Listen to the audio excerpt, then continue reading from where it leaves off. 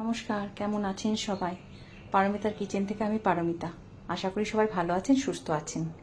সামনে আমি রেখেছি পার্শে মাছ, তাই আজকে পার্শে মাছের ধনিয়া করব। ধনিয়া পার্শে, সেই রেসিপিটা আপনাদেরকে শেয়ার করছি। প্রথমে আমি পার্শে মাছ ধুয়ে রেখেছি। এই 4টে কোয়ান্টিটির মাছ আমি রান্না করব। যেহেতু কোয়ান্টিটি অনেক বড়, মাছগুলো অনেক বড়, তাই আমি 2 পিস করে রেখেছি। যাদের পার্শে মাছ যদি ছোট হয় তাহলে গোটা গোটা রাখবেন, কোনো অসুবিধে নেই।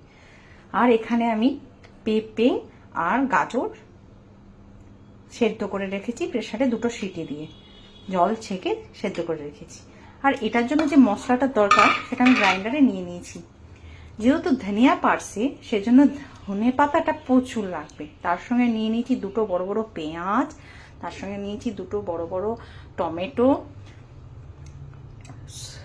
আপনার বড় সাইজের আদা কুচি, আর একটা গোটা রসুন, তার সঙ্গে কাঁচা লঙ্কা 4-5টা। এবার আমি এটাকে গ্রাইন্ডে পেস্ট বানাবো। মাছ সেহেতু আদার কোয়ান্টিটিটা বেশি নিয়েছি, ধরুন একটা বড় সাইজের আদার অর্ধেকটা। এবার আমার পেস্টটা তৈরি, তেলও গরম হয়ে এসছে। এবার আমি মাছে নুন হলুদ মাখিয়ে মাছটা ভাজবো।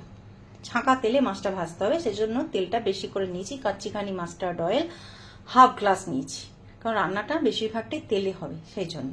হলুদ মাখিয়ে মাছটা তেলে ছেড়ে দিয়েছি। এবার মাছটা লাল করে ভাজবো, মানে একটু কড়া করে ভাজবো। ভেজে তুলে নিয়েছি। এবার এই কড়াইয়ের তেলে আমি যে সেদ্ধ করে রাখা পেঁপে আর গাজর আছে সেগুলো আমি এই তেলের মধ্যে হালকা ফ্রাই করে নেব।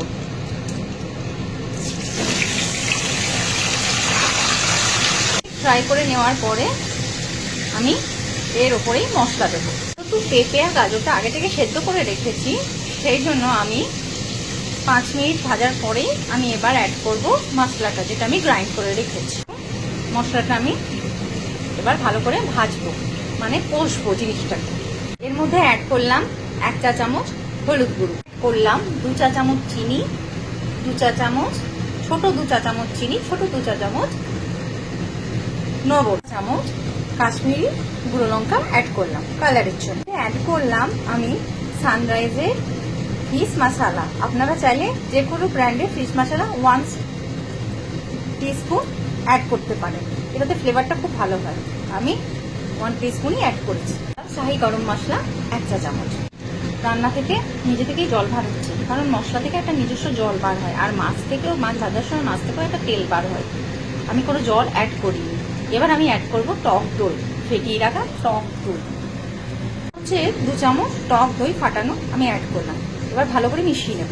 আর বাটি ধোয়ার যে জলটা থাকবে সেটা ফেলে দেবেন না, সেটাই মাছে অ্যাড করে দেবেন। আমিও অ্যাড করে নিয়েছি। আমার 1/2 কাপ মতো হয়েছে, ছোট কাপে, চায়ের কাপে 1/2 কাপ মতো জল হয়েছে, আমি দিয়ে ফেলেছি।